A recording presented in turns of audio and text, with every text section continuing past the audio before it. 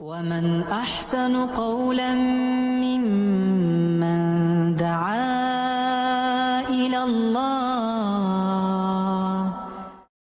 Doctor فضل علی بنی نے پاکستان میں انڈسٹریل انجینئرنگ میں پی ایچ ڈی کرنے کے بعد کچھ عرصہ پاکستان ریلوے میں ملازمت کی اور پھر 1986 میں جدہ تشریف لے آئے۔ تقریباً 18 سال تک جامعہ ملک عبدالعزیز میں تدریس سے وابستہ رہے۔ آپ کا قرآن سے شغف حد درجہ تھا، بلا کا حاضہ بھی پایا تھا۔ آپ نے 50 سال کی عمر میں حفظ قرآن شروع کیا اور تقریباً 7 سال میں اس کو مکمل کیا۔ دروس کی برمحل ادائیگی آپ کا خاصہ تھی۔ آپ سعودی عرب کے اکثر شہروں کے علاوہ خلیجی ریاستوں میں، وطن عزیز پاکستان، امریکہ، کینیڈا اور بہت سے دیگر ممالک میں دروس قرآن پیش کرنے کی سعادت حاصل کرتے رہے۔ عمر کے آخری حصے میں اعصابی عارضے نے آ لیا اور ایک مدت تک فراش رہنے کے بعد 20 اگست 2009 کو خالق کی حقیقی رجاء ملے۔ ان للہ و انا الیہ راجعون۔ اللہ آپ کے حسنات کو قبول فرمائے، آمین۔ آپ سے گزارش ہے کہ ڈاکٹر صاحب کے لیے دعائے مغفرت کریں اور اس بات کا عزم بھی کریں کہ ہم بھی اپنی زندگی قرآن کے ذریعے اصولوں کے مطابق بسر کریں گے، آمین۔ رب اشرح لي صدري ويسر لي امري واحلل عقدة من لساني يفقهوا قولي اللهم ارنا الحق حقا وارزقنا اتباعه وارنا الباطل باطلا وارزقنا اجتنابه، آمین یا رب العالمین۔ ترجمہ ہے کہ لوگوں، تمہارے پاس تمہارے رب کی طرف سے نصیحت آ گئی ہے۔ یہ وہ چیز ہے جو دلوں کے امراض کی شفا ہے اور جو اسے قبول کر لیں ان کے لیے رہنمائی اور رحمت ہے۔ اے نبی صلی اللہ علیہ وسلم، کہو کہ یہ اللہ کا فضل اور اس کی مہربانی ہے کہ یہ چیز اس نے بھیجی، اس پر تو لوگوں کو خوشی منانی چاہیے، یہ ان سب چیزوں سے بہتر ہے جنہیں لوگ سمیٹ رہے ہیں۔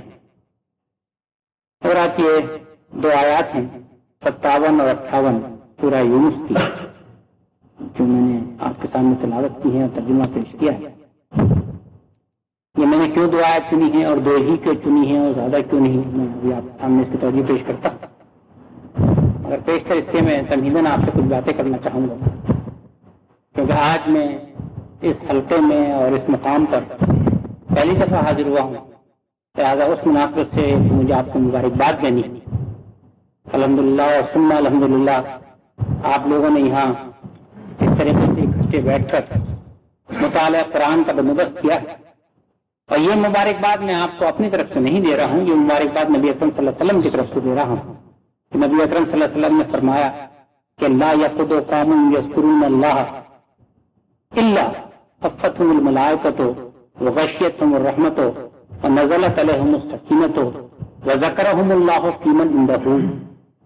نبی اکرم صلی اللہ علیہ وسلم فرماتے ہیں کہ کبھی ایسا نہیں ہوتا کہ اللہ کے کچھ بندے اللہ کا ذکر کرنے کے لیے بیٹھتے ہوں مگر اللہ کی طرف سے فرشتے ان کو گھیرے میں لے لیتے ہیں اور ان کے اوپر اللہ کی رحمت جو ہے وہ چھا جاتی ہے، اور ان کے اوپر اللہ کی طرف سے سکینت، طمانینت، دل کا سکون وہ نازل ہوتا ہے۔ اور سب سے بڑی بات اس میں آپ نے فرمائی کہ اللہ تعالیٰ ان بندوں کا ذکر کرتے ہیں اپنے ملائے اعلیٰ کی محفل، ان لوگوں کے پاس جو اللہ کے پاس رہتے ہیں، ملائے اعلیٰ وہ مقرب فرشتے، اللہ ان کا ذکر اپنی محفل میں کرتے ہیں کہ میرے چند بندے میرا ذکر کرنے کے لیے اکٹھے ہو کر بیٹھ گئے۔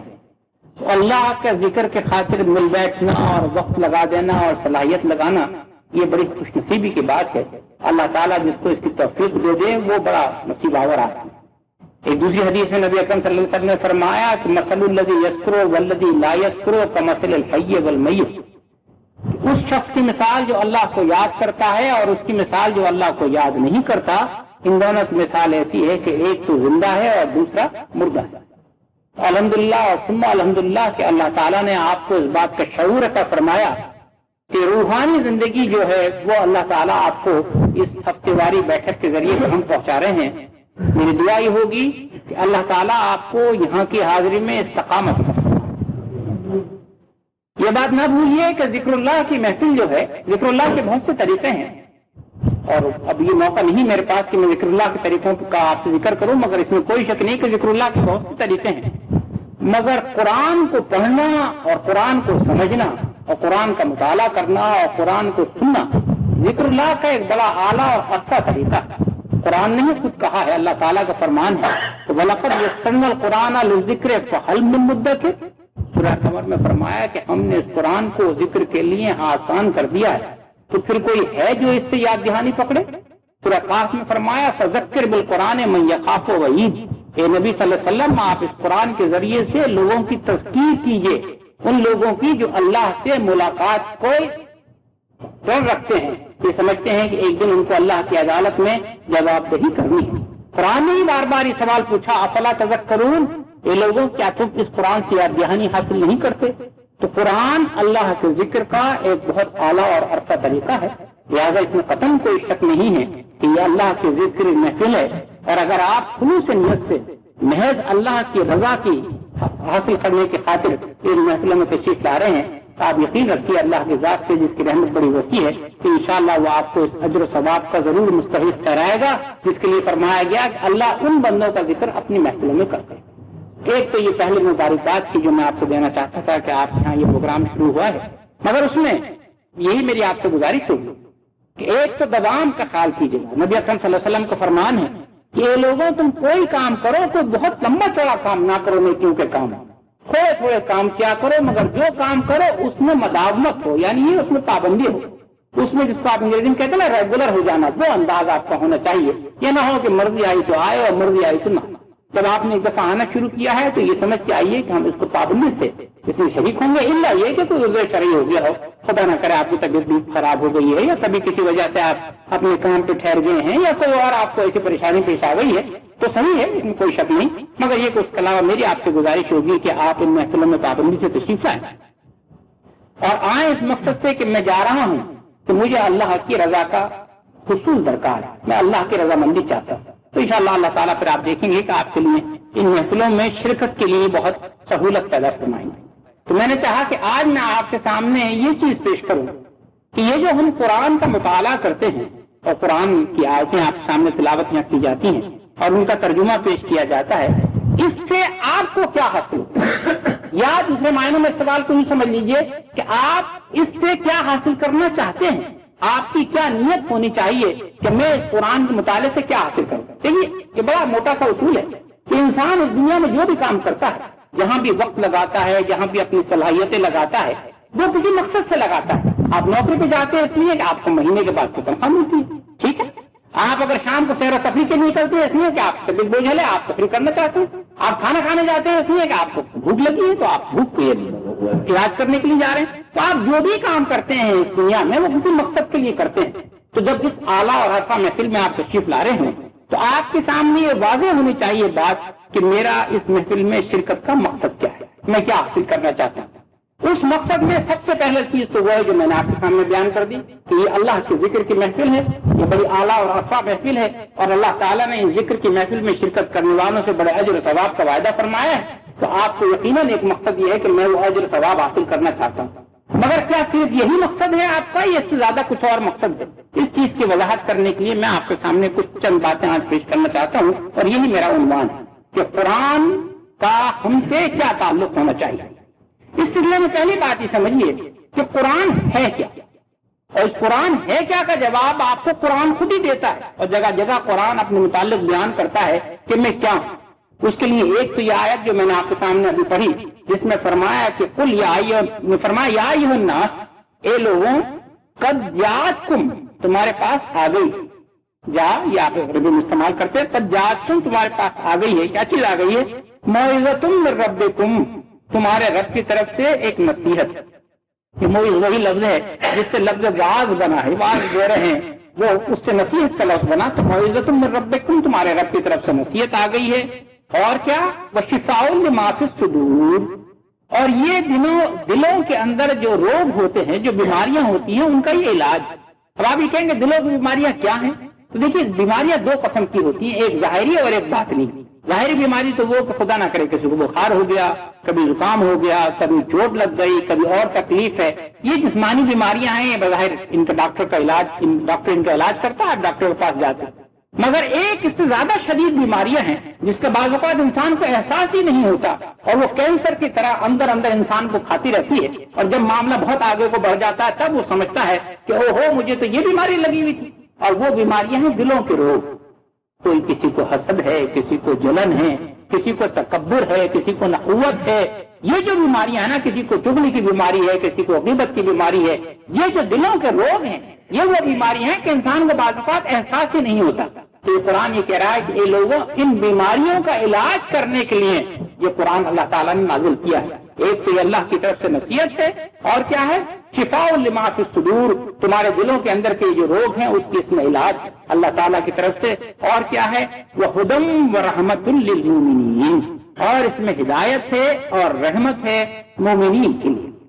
اب اس میں حضرات میں اس آیت کی طرف دوبارہ پھر آؤں گا، کیونکہ اس میں ایک بڑا اہم نقطہ ہے جس کا میں ابھی ذکر نہیں کر رہا، مگر میں ابھی یہ چاہتا ہوں کہ یہ تو قرآن کی یہ آیت ہے جس میں قرآن نے کہا کہ قرآن ہے کیا. قرآن ہمارے دلوں کی بیماریوں کا علاج ہے، قرآن ہمارے لیے ہدایت ہے، قرآن ہمارے لیے رحمت ہے، اور قرآن اللہ کی طرف سے ایک عظیم نصیحت ہے. مگر میں آپ کے سامنے چند اور مثالیں پیش کرنا چاہتا ہوں قرآن سے. تو قرآن اپنے متعلق کیا کہتا ہے؟ قرآن کہتا ہے فی صحف مکرمۃ مرفوعۃ مطہرۃ بایدی سفرۃ کرام بررہ. سورہ عبس میں فرمایا کہ قرآن تو کیا ہے؟ فی صحف مکرمۃ، یہ بڑے ان صحیفوں میں ہیں جو بڑے عزت والے صحیفے ہیں، بڑا پاک صحیفے ہیں. اور بایدی سفرۃ، یہ ان کاتبوں کے ہاتھ سے لکھا جا رہا ہے جو اللہ کے ہاں خود بڑے بلند درجے والے ہیں اور خود بڑے نیکی والے ہیں. یعنی یہ اس کتاب کو آپ کو معمولی چیز نہ سمجھے، یہ کتاب تو وہ کتاب ہے جس کے لیے ایک جگہ فرمایا کہ انہ لقرآن کریم فی کتاب مکنون لا یمسہ الا المطہرون تنزیل من رب العالمین. یہ تو قرآن کریم ہے، بڑی عزت اور درجے والی کتاب ہے. اور کیسی ہے کہ فی کتاب مکنون، یہ مکنون کا لفظ ہے دراصل اس چیز کے لیے استعمال ہوتا ہے کہ کوئی چیز آپ کو جو بہت عزیز ہو اس کو آپ چھپا کر ایک ڈبے میں اس کے اوپر غلاف پھر غلاف، جیسے عورتوں کا زیور ہوتا ہے نا، ان کو دیکھیے کبھی وہ کیسے رکھتی ہیں. ایک ڈبیا میں زیور ہوگا، وہ ڈبیا کسی اور ڈبے میں ہوگی، وہ ڈبا کہیں گھسا ہوا ہوگا، اس پہ تالا لگا ہوا ہوگا. جتنی زیادہ چیز عزیز ہوگی اس کو اتنے ہی غلافوں میں بند کر کے رکھا جائے گا. وہ چیز ہوتی ہے مکنون. تو قرآن نے کہا کہ یہ تو پھر کتاب مکنون، یہ قرآن جو ہے یہ تمہیں ایک ایسے ذریعے سے ملا ہے جو اللہ کے ہاں بڑے غلافوں میں بند کر کے حفاظت سے رکھا گیا ہے. اور اس کا کیا حال ہے؟ لا یمسہ الا المطہرون، اس قرآن کو تو صرف پاک ہی لوگ ہاتھ لگا سکتے ہیں. اور کیا ہے؟ تنزیل من رب العالمین، یہ قرآن نازل ہو رہا ہے اس ہستی کی طرف سے جو رب العالمین ہے، جو سارے جہانوں کا پالنے والا ہے. یعنی کوئی معمولی چیز نہیں ہے، ساری کائنات کا پالنے والا جو ہے اس کی طرف سے یہ قرآن نازل ہو. تو قرآن نے اپنے متعلق یہ الفاظ استعمال کیے. ایک جگہ فرمایا بل ہوا قرآن مجید فی لوح محفوظ، سورہ بروج میں ہی آیت کہ یہ تو قرآن مجید ہے، بڑی بزرگی والی کتاب ہے. اور کیسی ہے؟ فی لوح محفوظ، اللہ کے ہاں ایک بڑی لوح میں یہ محفوظ ہے. تو پہلی بات تو یہ سمجھیے کہ قرآن کوئی یہ آپ نعوذ باللہ اس کو معمولی چیز نہ سمجھیں. قرآن اللہ تعالیٰ نے اس بات کی وضاحت کی ہے، بار بار اس چیز کی ہم کو وضاحت نظر آتی ہے کہ ایک اللہ کی بڑی عظیم نعمت ہے جو اللہ نے خود اپنے ہاں اس کو بڑے استعمال کے رکھا ہوا ہے. اور یہ اللہ کی ایک رحمت بطور جو ہے وہ انسانوں کے پاس نازل کیا گیا ہے. تو پہلی بات یہ سمجھیے کہ ایک عظیم چیز ہے جو اللہ تعالیٰ نے مجھے اور آپ کو عطا فرمائی ہے. ایک اب سوال یہ پیدا ہوگا کہ اگر اللہ کی یہ عظیم نعمت ہے جو اللہ تعالیٰ نے ہم کو عطا فرمائی ہے تو پھر ہمارا اس نعمت کے ساتھ کیا رویہ؟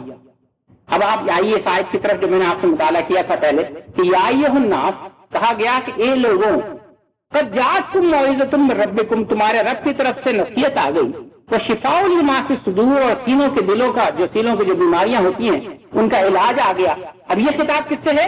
یا ایھا الناس سے کہ لوگوں یہ تمہارے لیے نصیحت ہے اور تمہارے سینوں کے بیماریوں کا علاج ہے. اب اگر تم نے اس کو واقعتاً نصیحت سمجھا اور اپنی بیماریوں کا علاج سمجھا اور اس پر عمل کرنے کی کوشش کی تو تم کیا ہو گئے؟ تم ہو گئے مومنین. تو اگر ایسی صورت ہوئی تو پھر فرمایا کہ ہدی ورحمۃ للمؤمنین. یہ ہے آیت کا نقطہ کہ ایک ہی آیت یا ایھا الناس سے شروع ہوئی ہے اور ختم کہاں ہوئی ہے؟ مومنین کے اوپر ختم ہوئی ہے.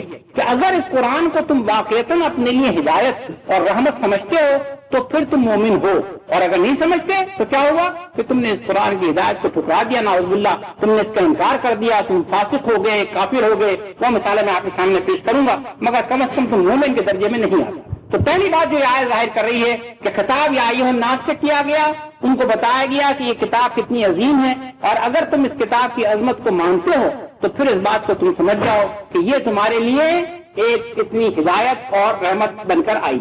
اب ابھی دیکھیے قرآن نے اپنے لیے ہدایت کا لفظ بار بار استعمال کیا ہے. الف لام میم ذالک الکتاب لا ریب فیہ ھدی للمتقین. جہاں یہ سورہ بقرہ کی ابتدا ہوئی وہاں یہ بات فرما دی گئی کہ یہ تو وہ کتاب ہے اس میں کوئی شک نہیں. اور کیا ہے؟ ھدی للمتقین، یہ ہدایت ہے متقین کے لیے. ایک جگہ اس کو ھدی للناس بھی کہا ہے کہ سارے انسانوں کے لیے ہدایت ہے، مگر ظاہر ہے یہ ہدایت انہی لوگوں کے لیے ہے جو اس کو ہدایت سمجھ کر پڑھیں اور ہدایت سمجھ کر قبول کریں.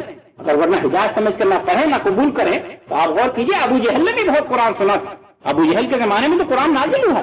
ابو لہب نے بھی بہت قرآن سنا تھا. نبی اکرم صلی اللہ علیہ وسلم کے اوپر جب قرآن نازل ہو رہا ہے تو ابو لہب ان کا پڑوسی ہے، اور پڑوسی بھی ایسا کہ ایک دیوار بیچ میں ہے. اور کیجیے گا کیا اس کا درجہ ہو سکتا تھا بدبخت کا. تو اس کی دیوار کے پیچھے صاحب قرآن تشریف رکھتے ہیں اور ان کے وہ قرآن نازل ہو رہا ہے، مگر بدبخت تھا، اس کو اللہ نے توفیق نہیں دی تھی تو وہ تو جہنمی ہو کے اس کا وصال ہوا. تو یہ ہے صورتحال کہ کون اس قرآن کو ہدایت اور رحمت سمجھتا ہے. یہ بہت اہم بات ہے، اس کو ذہن میں رکھیں. تو پہلی بات یہ فرمائی گئی کہ یہ ہدایت ہے، اور دوسری بات یہ فرمائی گئی کہ یہ رحمت ہے، سراسر اللہ کی رحمت کا مظہر. دیکھیے اللہ تعالیٰ نے اپنے لیے قرآن میں کہا کہ رحمتی وسعت کل شیء. سورہ اعراف میں فرمایا کہ میری رحمت تو ہر چیز پر چھا گئی ہے. اللہ کی رحمت کا اندازہ کیجیے. وہ جو حدیث آتی ہے کہ اللہ کی رحمت کتنی ہے، حدیث میں صرف مثال بطور بیان کیا گیا ہے کہ اگر اللہ کی رحمت کے آپ 100 حصے کریں تو اس کا جو ایک حصہ ہوگا 100 حصے میں سے 99 تو اللہ نے اپنے پاس رکھ لیے اور ایک حصہ اس دنیا میں بھیج دیا.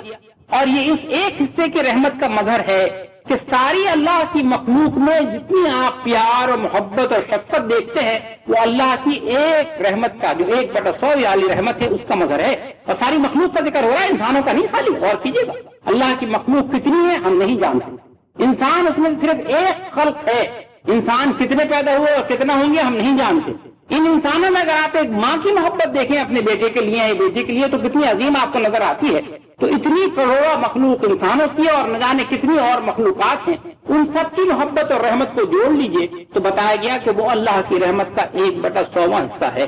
تو اللہ کی رحمت تو اتنی عظیم ہے، اس لیے اللہ تعالیٰ نے فرمایا کہ رحمتی وسعت کل شیء، میری رحمت تو ساری چیزوں پر چھا گئی. اب اس رحمت کا مظہر کہاں ہو رہا ہے؟ اس رحمت کا مظہر اعلیٰ جو ہے وہ قرآن کے لیے وہ رحمت کا لفظ استعمال کیا اور نبی اکرم صلی اللہ علیہ وسلم کے لیے وہ رحمت کا لفظ استعمال کیا. وما ارسلناک الا رحمۃ للعالمین. اے اللہ کے رسول صلی اللہ علیہ وسلم، ہم نے تو آپ کو سارے عالموں کے لیے رحمت بنا کر بھیجا. گویا قرآن بھی رحمت ہے اور صاحب قرآن صلی اللہ علیہ وسلم جن کے اوپر یہ قرآن نازل ہوا وہ بھی رحمت ہے.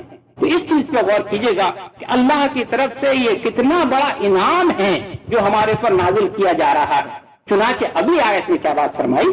اگلی آیت میں فرمایا لہذا کہ قل بفضل اللہ وبرحمتہ. اے نبی صلی اللہ علیہ وسلم آپ کہیے کہ یہ تو اللہ کا فضل ہے، اور وہی لفظ رحمت کا پھر آیا اور اس کی رحمت ہے. فبذالک فلیفرحوا، یعنی اللہ کا فضل اور رحمت کیا ہے کہ قرآن آپ کے پاس آپ کے اوپر نازل کیا گیا اور آپ کی امت کو آپ کے ذریعے یہ قرآن بھیجا گیا. یہ اللہ کی بڑی رحمت اور اس کا فضل ہے. فبذالک فلیفرحوا، چنانچہ آپ تو بڑی خوشیاں منائیے.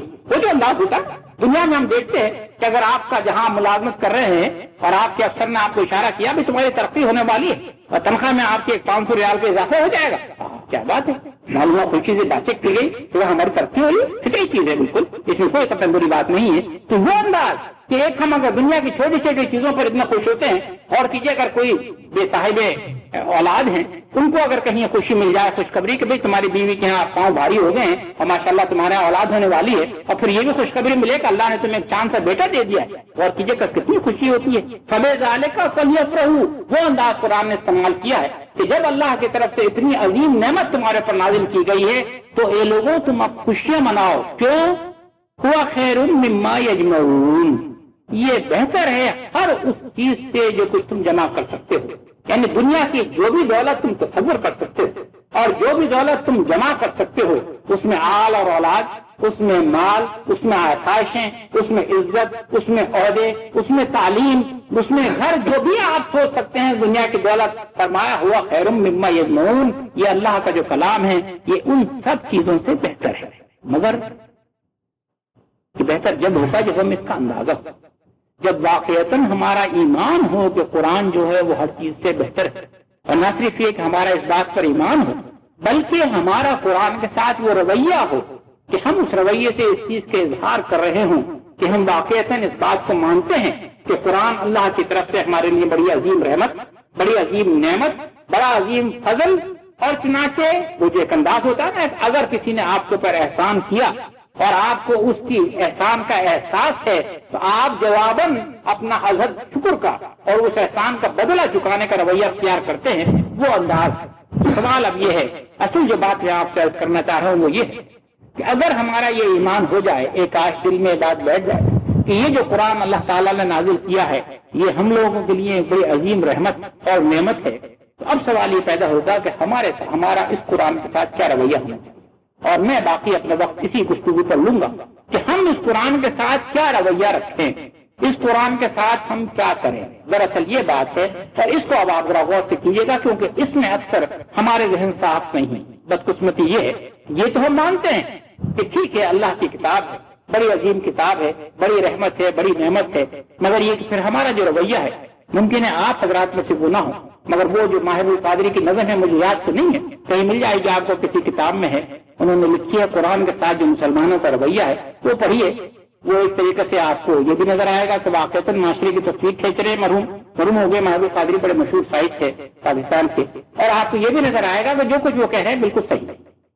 اس میں انہوں نے وہ نقشہ بیان کیا ہے کہ اس قرآن کے ساتھ تم کیا کرتے ہو لوگوں، اس قرآن کے تم پتے ان کی ہوا دیتے ہو، جب تمہاری بیٹیاں شادی ہو کے جاتی ہیں تو اس کو الٹا کر کے ان کی ہوا دیتے ہو، بیٹی کو سر کے اوپر کے بیٹی جا رہی ہے شادی ہو کے، اس کے بعد جہیز میں باعمدہ سے اس کے اوپر غلاف چڑھا کے بیٹی کو دے دیتے ہو، اس کے بعد اس کو طاق کے اوپر رکھ دیتے ہو کہ جس کمرے میں رکھا ہے وہاں برکت ہی برکت ہوگی، اس کے بعد اور کبھی ضرورت ہوتی ہے تو اس کی چند آیتیں جو ہے وہ تعویذ اس کے گلے میں ڈال لیتے ہو یا یہ کہ بازو پہ باندھ لیتے ہو، یا کبھی اور موقع ہوا تو روشنائی سے لکھا اس کے اوپر پانی بہا اور وہ پانی والی جو روشنائی والی ملا ہوا پانی ہے اس کو پی گئے کہ ہم نے قرآن کی آیت کو اپنے پیٹ کے اندر سمو لیا ہے اور اس سے ہمیں برکت ہو رہی ہے، یا کبھی موقع ہوا تو معلوم ہو مردے کے اوپر اس میں سے کچھ جو خاص صورتیں ہیں ٹھیک ہے مصنون ہے نبی اکرم صلی اللہ علیہ وسلم نے ہی فرمایا ہے وہ سنا دی، مگر سوال یہ ہے کہ یہ سب کرنے کے بعد اور پھر یہ سمجھا کہ ہم نے اس قرآن کا حق ادا کر دیا، بس یہی اس قرآن کا حق تھا اور یہی قرآن ہم سے چاہتا تھا اور یہ ہم نے ادا کر دیا اور ہم قرآن کے معاملے میں سارے اجر و ثواب کے مستحق ہو۔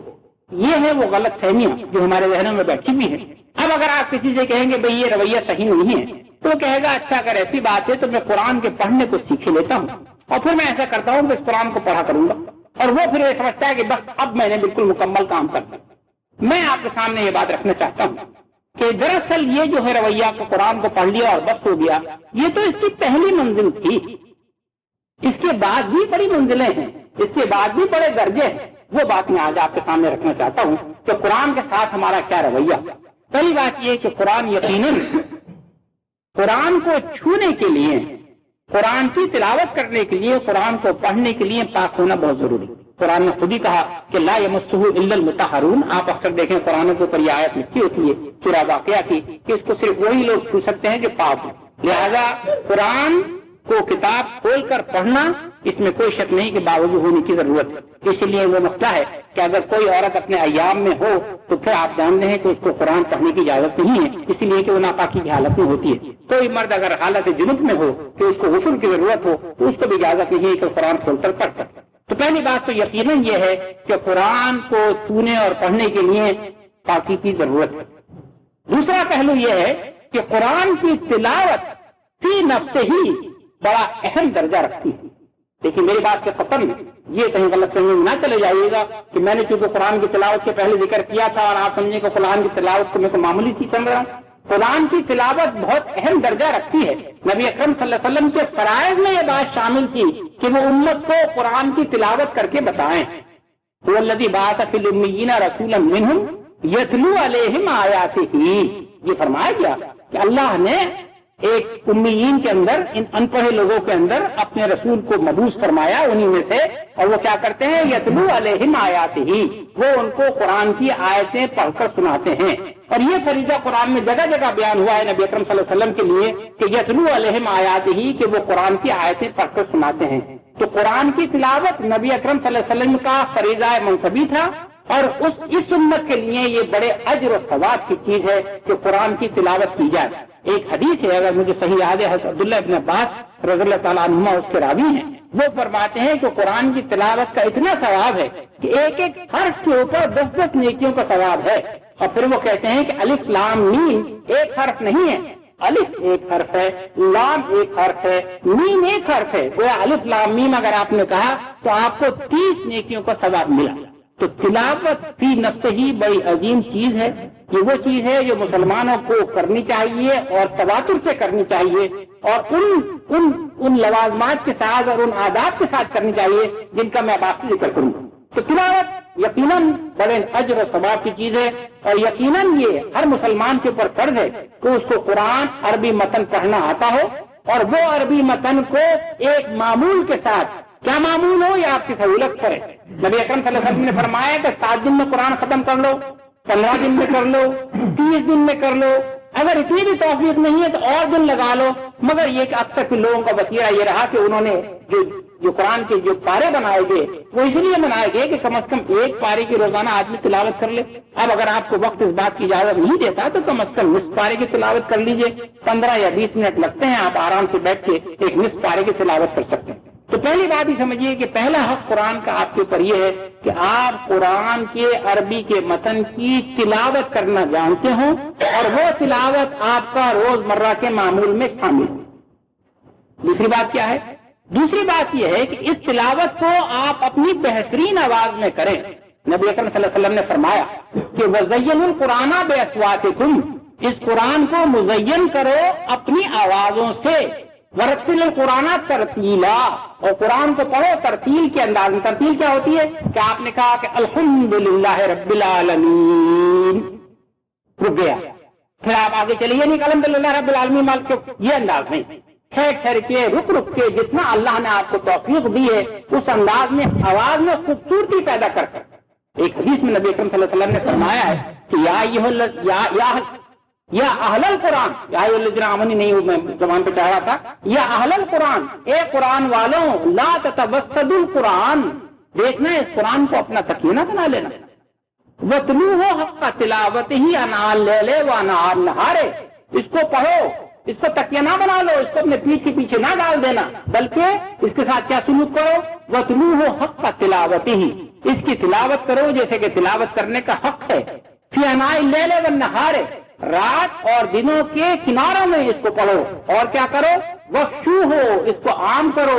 وَتَغَنُّوا ہو، اور اس کو غنا کی آواز میں، خوبصورت انداز میں، جتنا اللہ نے تم کو حسن صوت دیا ہے، آواز کی خوبصورتی عطا فرمائی ہے، اس انداز میں اس کو پڑھو. وَتَدَبَّرُوا فِيهِ لَعَلَّكُمْ تُفْلِحُونَ، اور اس میں تدبر کرو، اس میں غور و فکر کرو تو شاید تم فلاح پا جاؤ. تو دو چیزیں میں آپ کرتی ہوں، ایک تلاوت کے لیے وہ بھی حدیث آپ کو سناتا چلوں تو اس سے آگے چلوں کہ نبی اکرم صلی اللہ علیہ وسلم نے ایک دفعہ فرمایا کہ دلوں کو زنگ لگ جاتا ہے. پوچھا گیا کہ اللہ کے رسول صلی اللہ علیہ وسلم اس زنگ کو اتارنے کی کیا ترکیب؟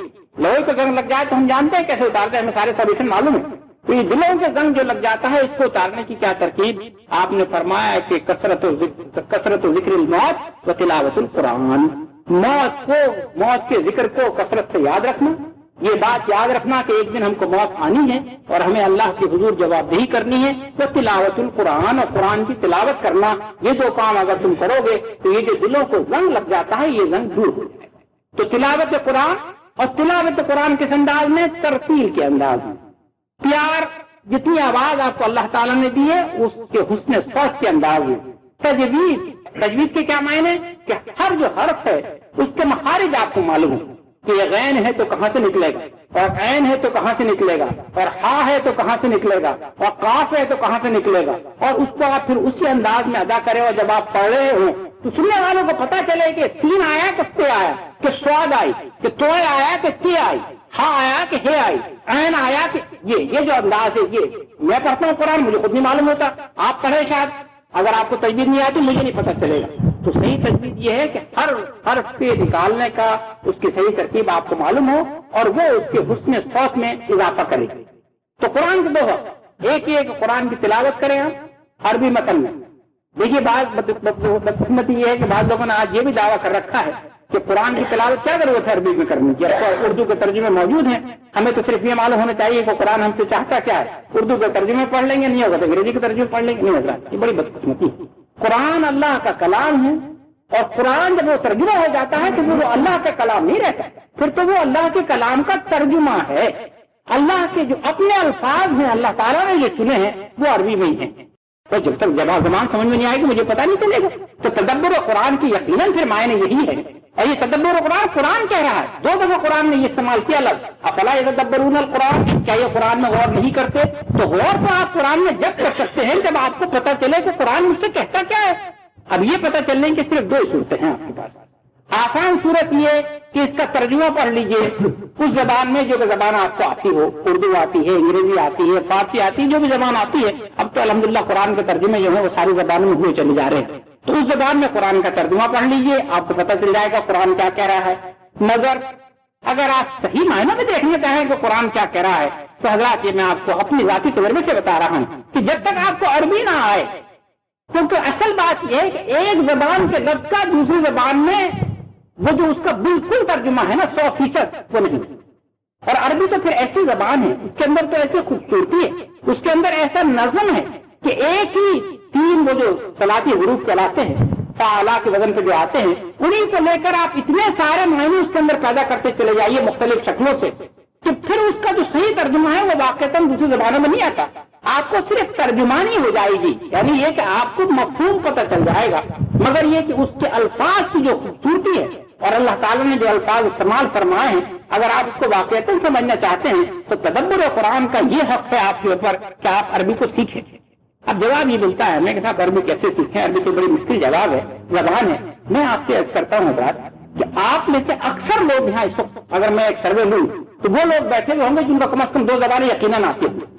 اگر ان کی اپنی زبان اردو ہے تو انگریزی جانتے ہیں بڑی آسانی سے، تو مسئلہ ہی نہیں۔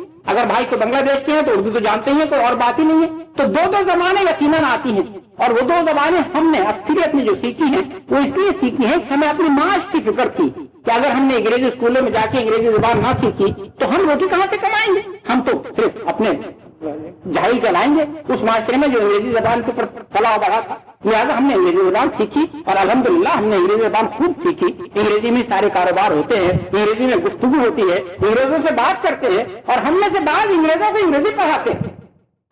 انگریزوں کو آپ چاہیں تو انگریزی پڑھا دیں، اتنی انگریزی آتی ہے۔ تو جب انگریزی سیکھنے کو چلے تو اتنی انگریزی سیکھ لی کہ انگریزوں کو انگریزی پڑھا دیں، تو سوال یہ عربی ہم کیوں نہیں سیکھ سکتے؟ سیدھا سادہ جواب یہی ہے نا کہ انگریزی سیکھ کر تو ہمیں دنیا کے کچھ فائدے بظاہر نظر آتے ہیں اور وہ ہماری جیبوں میں آتے چلے جا رہے ہیں، عربی سیکھ کے ہم کو کوئی فائدہ آتا ہوا نظر نہیں آتا۔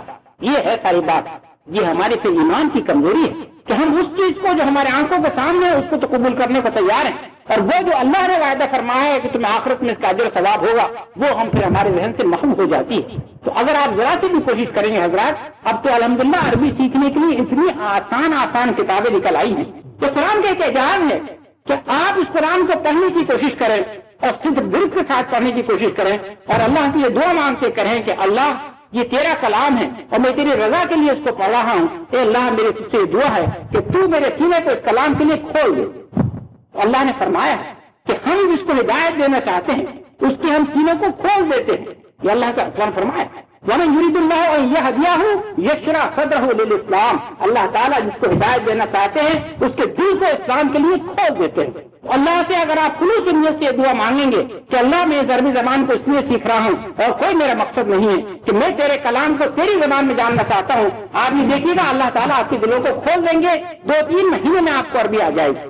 حضرات میں نے عورتوں کو یہ کرتے دیکھا ہے عمل، آج کل گھروں کی عورتیں، یہاں بہت سی عورتوں کو میں جانتا ہوں جو اپنی ذاتی طور پر عربی سیکھ رہی ہیں اور الحمدللہ ان کو اتنی عربی آ گئی ہے کہ قرآن کی آیتیں آپ ان کے سامنے پڑھیں تو آپ کو ان کے معنی بتاتی چلی جائیں گے۔ تو سوال یہ ہے کہ اگر ہم تدبر قرآن کرنا چاہتے ہیں اور اس کا حق ادا کرنا چاہتے ہیں تو ہم عربی کیوں نہیں سیکھتے؟ یہ وہ چیز ہے جو میں آج گزارش آپ کے سامنے رکھنا چاہتا ہوں۔ الحمدللہ آپ میں سے مجھے اکثر نوجوان نظر آ رہے ہیں، اللہ کرے کہ آپ کی بڑی بڑی عمریں ہوں، اللہ تعالیٰ آپ کو ساری سہولتیں عطا فرمائے۔ آج سے آپ اپنے اوقات میں سے کچھ وقت نکال کے رکھ دیجیے، اور خاص طور پہ جب آپ اس زمین پر سرزمین پر موجود ہیں، یہ تو اللہ نے آپ کو بڑی سعادت عطا فرمائی ہے کہ آپ کے پاس عربی بولنے والا معاشرہ موجود ہے، آپ اس میں رہتے ہیں، آپ کے لیے عربی زبان سیکھنا قطعاً کوئی مشکل کام نہیں ہے۔ تو عربی سیکھیے تاکہ اللہ کے کلام کو آپ اللہ کی زبان میں ہی سمجھ سکیں۔ یہ اس قرآن کا تیسرا حق ہے۔ پہلا حق تھا تلاوت کرنا، دوسرا حق تھا کہ آپ نے تلاوت کی مگر بڑے خوش لگانی کے انداز میں، تجوید آپ کو آنی چاہیے. تیسرا حق ہے کہ آپ کو اتنی عربی آئے کہ آپ قرآن کو اسی کے زبان میں سمجھ سکیں. چوتھا حق کیا ہے اس قرآن کا؟ اب ذرا معاملہ مشکل ہوتا جا رہا ہے حضرات. چوتھا حق قرآن کا یہ ہے کہ جو چیز اب آپ نے قرآن سے پڑھی ہے اس پر آپ عمل کریں. اور یہ ہے دراصل سب سے اہم بات کہ اس قرآن کو آپ نے کیا محض اجر و ثواب کے لیے پڑھا؟ لیکن اس کا انکار نہیں کر رہا ہوں، پھر میں وضاحت کر دوں بار بار. یہ نہ کہہ دیجیے گا آپ یہاں سے اٹھ کے کہ وہ آئے تھے ایک صاحب ڈاکٹر صاحب بنتے تھے، وہ انہوں نے کہا کہ اگر قرآن پڑھو گے تو کوئی نہیں. میں انکار نہیں کرتا. میں کون ہو سکتا ہوں جب نبی اکرم صلی اللہ علیہ وسلم فرما رہے ہیں کہ ایک حرف کے لیے 10 نیکیاں ہیں، تو قرآن کے پڑھنے میں تو بڑا عظیم اجر و ثواب ہے. مگر آپ نے کیا صرف اس اجر و ثواب کے لیے اس کتاب کو پڑھا؟ غور تو کیجیے گا کہ یہ کتاب تو یہ کہہ رہی ہو کہ اگر کوئی سود لیتا ہے تو فاذن بحرب من اللہ و رسولہ، اس کے لیے اس کو یہ معلوم ہو جائے کہ اللہ اور اس کے رسول کی طرف سے اس کے خلاف جنگ. غور کیجیے. اب آپ اس شخص کے حال پر غور کیجیے کہ اس آیت کو پڑھ رہا ہے فاذن بحرب من اللہ و رسولہ، بڑے قرت کے انداز میں پڑھا ہے، خوش الحرامی کے انداز میں پڑھا ہے، اور یہ پڑھ کے جب پلٹتا ہے تو سارا سودی کاروبار کرتا ہے. تو آپ کو اس کی کیا آئے گی؟ اس کی عقل کا ماتم کرنے کو تمہیں چاہے گی کہ نہیں چاہے گی؟ کہ ابھی تو تم نے یہ کہا کہ الحمدللہ رب العالمین، یہ رب العالمین کی کتاب ہے، اتنی عظمت والی ہے. اس رب العالمین کا کلام تو نے پڑھا کہ اللہ تعالیٰ فرما رہے ہیں کہ سود دینے والوں کے خلاف اللہ کی طرف سے اعلان جنگ ہے اور اللہ کے رسول صلی اللہ علیہ وسلم کی طرف سے اعلان جنگ ہے، اور یہ پڑھنے کے بعد تم پلٹے تو تم نے وہ کام کیا. اللہ تعالیٰ تو کہہ رہے ہیں کہ اے عورتوں پردہ کرو اور یہ ڈھانپو اور یہ ڈھکو اور بے حیائی اور فوش کام سے بچو، اور یہ پڑھنے کے بعد جب ہم پلٹے تو ہم نے سارے وہ کام کیے جس سے اللہ منع کر رہے ہیں. اللہ تو کہہ رہے ہیں کہ اوفوا بالعہد، اپنے عہدوں کو پورا کرو، اور ہم جب پلٹے تو ہم نے اپنے سارے عہدوں کی وہ نافرمانی ہے اور ان کو توڑنا شروع کر دیا. اللہ تو کہہ رہے ہیں کہ اگر تم نے غیبت کی تو گویا تم نے اپنے مرے بھائی کا گوشت کھایا، اور ہم نے جب وہ آیت پڑھی اور اس کے بعد جب ہم پلٹے تو ہم نے فوراً غیبتیں کرنا شروع کر دی. تو غور کیجیے گا کہ پھر سوائے اس کے کہ ہماری عقل پر ماتم کیا جائے اور کیا جا سکتا ہے. اسی لیے قرآن کا جو سب سے اہم حق ہے دراصل حضرات وہ یہ ہے کہ اس قرآن پر آپ عمل کریں، اور یہ وہ چیز ہے جس کے لیے قرآن نے بار بار توجہ دلائی. انا انزلنا الیک الکتاب بالحق لیحکم بین الناس بما اراک اللہ. اے نبی صلی اللہ علیہ وسلم، ہم نے تو آپ کے اوپر یہ کتاب حق کے ساتھ نازل اس لیے کی کہ آپ لوگوں کے درمیان فیصلہ فرمائیں. جو اللہ نے آپ کو ہدایت دی ہے اس ہدایت کے تحت آپ لوگوں کے درمیان فیصلہ فرمائیں. ایک جگہ فرمائے انا انزلنا الیک الکتاب بالحق مصدقا لما بین یدہ، مصدقا لما بین یدہ من الکتاب ومحیمنا علیہ فاحکم بما انزل اللہ فاحکم بینہم بما انزل اللہ. ہم نے یہ کتاب نازل کی اور یہ کتاب ساری پچھلی کتابوں کے جو اللہ کے پیغامات تھے ان کی یہ تصدیق بھی کرتی ہے اور ان کی حفاظت بھی کرتی ہے. تو اب آپ کا کیا کام ہے کہ آپ لوگوں کے درمیان اس کتاب کے موافق آپ فیصلہ فرمائیے. اور ایک جگہ اس میں پھر بڑی شدت پیدا ہوئی، فرمایا کہ وَمَن لَّمْ يَحْكُم بِمَا أَنزَلَ اللَّهُ فَأُولَٰئِكَ هُمُ الْكَافِرُونَ. جو لوگ اللہ نے جو چیز نازل کی ہے، کیا نازل کیا ہے اللہ نے؟ یہ کتاب. جو لوگ اس کتاب کے مطابق اپنے فیصلے نہیں کرتے، فیصلے کرنے کے لیے وہ کہیں اور طاغوتی نظام کی طرف جاتے ہیں. انہوں نے اپنی نیشنل اسمبلیاں اور سینیٹیں بنا رکھتی ہیں، وہاں ان کے عام کے لوگ جو ہیں وہ قانون بناتے ہیں اور لوگ ان قوانین پر عمل کرتے ہیں. تو وَمَن لَّمْ يَحْكُم بِمَا أَنزَلَ اللَّهُ، یہ کون لوگ ہیں؟ یہ اللہ کے نازل کردہ کتاب کے مطابق اپنی زندگیوں کے فیصلے نہیں کرتے. یہ کون ہے؟ فَأُولَٰئِكَ هُمُ الْكَافِرُونَ، یہ کافر ہے. پھر فرمایا وَمَن لَّمْ يَحْكُم بِمَا أَنزَلَ اللَّهُ فَأُولَٰئِكَ هُمُ الظَّالِمُونَ، ایسے لوگ ظالم ہیں. اور پھر فرمایا وَمَن لَّمْ يَحْكُم بِمَا أَنزَلَ اللَّهُ فَأُولَٰئِكَ هُمُ الْفَاسِقُونَ، ایسے لوگ فاسق ہیں. تو یہ ہے قرآن کی وعید ہے کہ ایسے لوگ کافر ہیں، ایسے لوگ ظالم ہیں، ایسے لوگ فاسق ہیں. اور ایک جگہ فرمایا افحکم الجاہلیت یبغون، کیا یہ لوگ اللہ کے احکامات کو چھوڑ کر یہ چاہتے ہیں کہ ان کو جاہلیت کے احکامات درکار ہیں؟ ومن احسن من اللہ حکما لقوم یوقنون، تو اللہ کے احکام سے بہتر اور اس کے لیے یقین کرنے والوں کے لیے اور کون سے احکامات ہو سکتے ہیں. تو قرآن آپ مطالعہ کرتے چلے جائیے. قرآن اس چیز کی طرف آپ کو دعوت دے رہا کہ یہ جو چیز نازل کی گئی ہے یہ اس لیے نازل کی گئی ہے کہ تمہاری زندگی میں یہ رچ اور بس جائے، تم اس پر عمل کرو. اس لیے تو ہمیں روایت نظر آتی ہے کہ ایک دفعہ کسی نے پوچھا حضرت عائشہ صدیقہ رضی اللہ تعالیٰ عنہ سے کہ نبی اکرم صلی اللہ علیہ وسلم کے اخلاق کیا تھے؟ تو صدیقہ رضی اللہ تعالیٰ عنہ نے فرمایا کہ کیا تم نے قرآن نہیں پڑھا؟ وہ تو صاحب قرآن تھے، کانا خلقہ القرآن، ان کے سارے اخلاق صرف قرآن تھے. قرآن چلتا پھرتا نمونہ تھے، جو کچھ قرآن کہتا تھا وہ اس کا چلتا پھرتا نمونہ تھے. اور کیا اخلاق؟ یہ اخلاق یعنی یہ کہ انہوں نے قرآن کو اپنی زندگی میں پورا بسا لیا. ان کی زندگی میں رچ اور بس گیا تھا قرآن. تو یہ ہے انداز کہ قرآن نازل اس لیے ہوا کہ لوگوں اس پر تم عمل کرو. ایک حدیث میں آپ کو سناتا ہوں، بلکہ حدیث کا ٹکڑا قرآن کے متعلق نبی اکرم صلی اللہ علیہ وسلم فرما رہے ہیں کہ من قال به صدقہ، جس نے قرآن کے مطابق بات کی وہ سچ بولا. من عمل به اجرا، جس نے قرآن کے مطابق عمل کیا اس کو اس کی اجرت دے دی گئی، اس کی اجرت دے دی گئی اس کو. اور من حکم به عدلا، جس نے قرآن کے مطابق فیصلہ کیا اس نے عدل کا فیصلہ کیا. اور من دعا الیہ ہدی الی صراط مستقیم، جس نے قرآن کی طرف دعوت دی وہ خود ہدایت پا گیا. اب میں اس کے آخری ٹکڑے کی طرف آ رہا ہوں، ابھی میں نہیں پہنچاؤں گا، مگر یہ حدیث میں چونکہ آپ کو پورا ٹکڑا سنانا چاہتا تھا. تو من دعا الیہ، جس نے قرآن کی طرف دعوت دی، ہدی الی صراط مستقیم، وہ خود تو ہدایت پا گیا. تو اس میں آپ نے غور کیا کہ من عمل بھی اجرا، جس نے قرآن کے مطابق عمل کیا اس کو اس کی اجرت دے دی گئی. صادق المصدوق صلی اللہ علیہ وسلم فرما رہے ہیں کہ وہ کامیاب و کامران ہو گیا. اور جس نے اس کے مطابق عمل نہیں کیا اس کے لیے قرآن نے فرما دیا کہ وہ کافر ہے، وہ ظالم ہے، وہ فاسق ہے. تو حضرات یہ بڑی اہم چیز ہے کہ قرآن نازل اس لیے ہوا تھا کہ لوگ اس کے مطابق عمل کریں.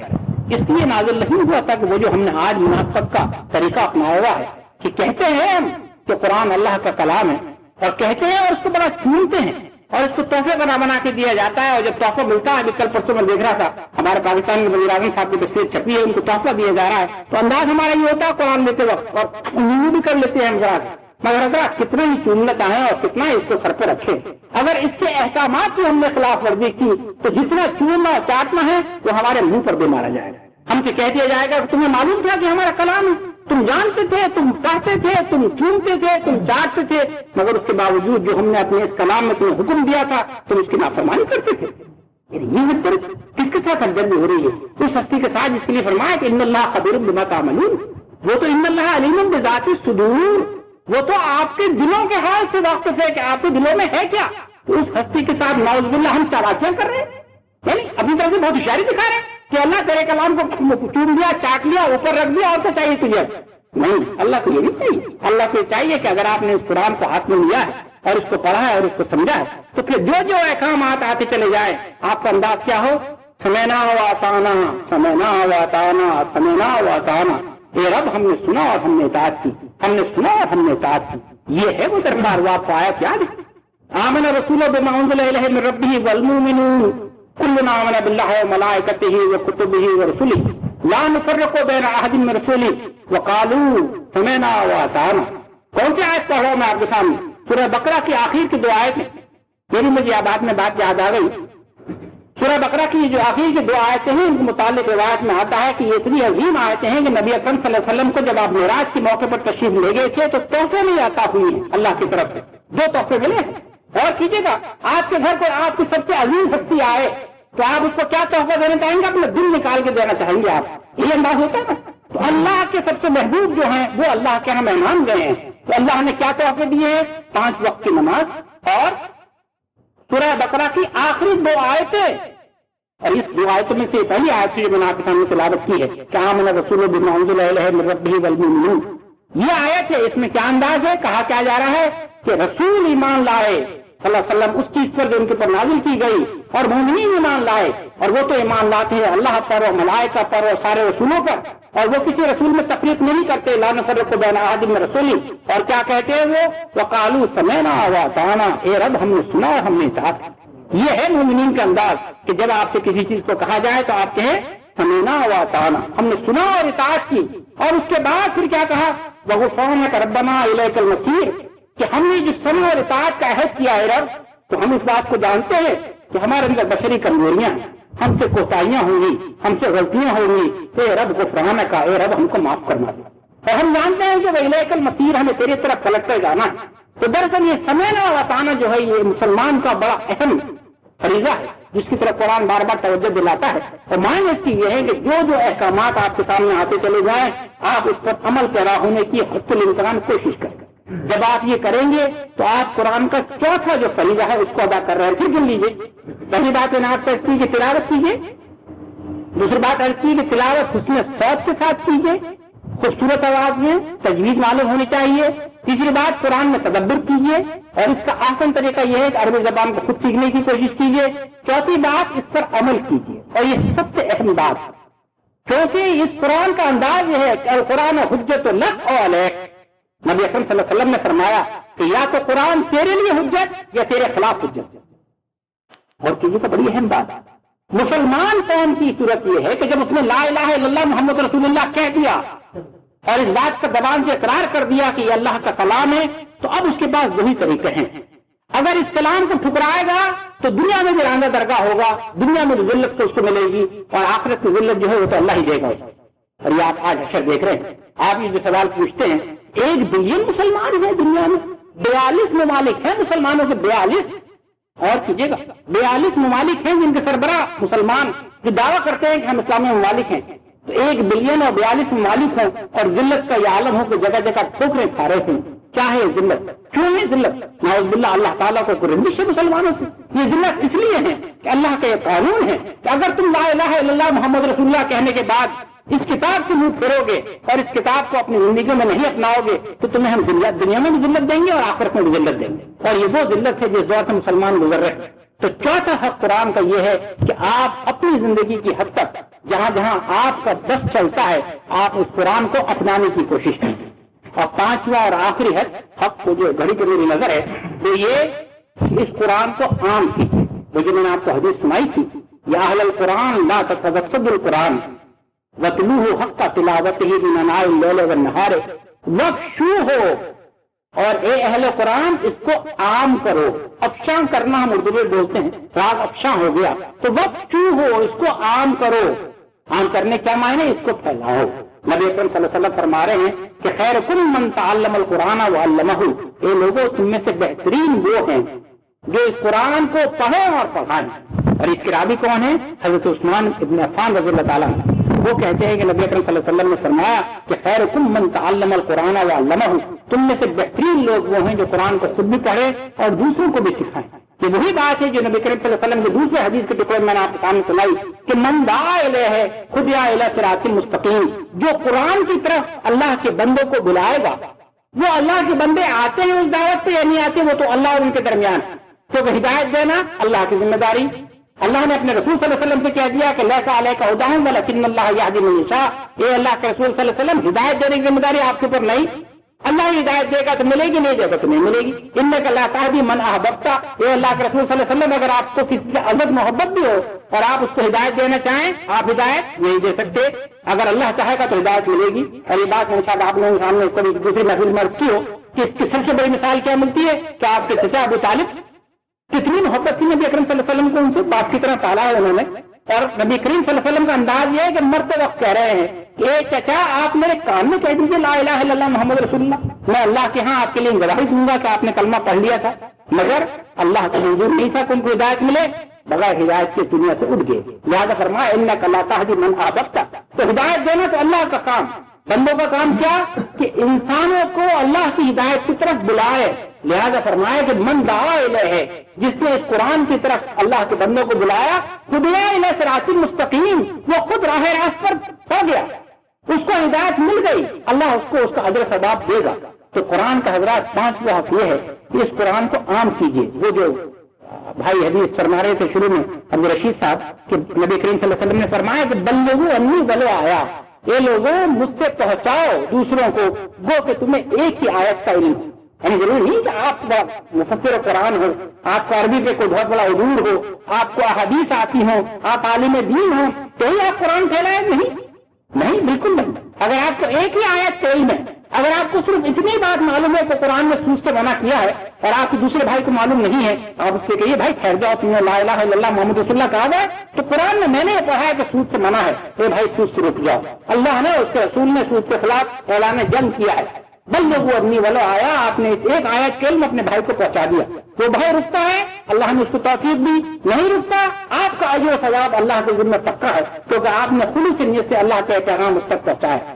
تو قرآن کا پانچواں حق یہ ہے کہ وقت کیوں ہو، اس کو عام کرو، اس کو پھیلاؤ، جو جس کی توفیق، کیونکہ یہ وہ عمل ہے کہ اس کے لیے لوگ بڑا ذہن میں وسوسے لاتے ہیں صاحب ہمارے پاس تو وقت نہیں ہے، ہمارے پاس کوئی صلاحیت نہیں ہے، یہ تو عالم دین کے کرنے کا کام ہے، تو ملا کرے، ہم کہاں سے کر سکتے ہیں؟ اگر ہم نے کسی کو دعوت دینا شروع کی تو وہ تو ہمارا پتیاں اڑائے گا، مذاق اڑائے گا۔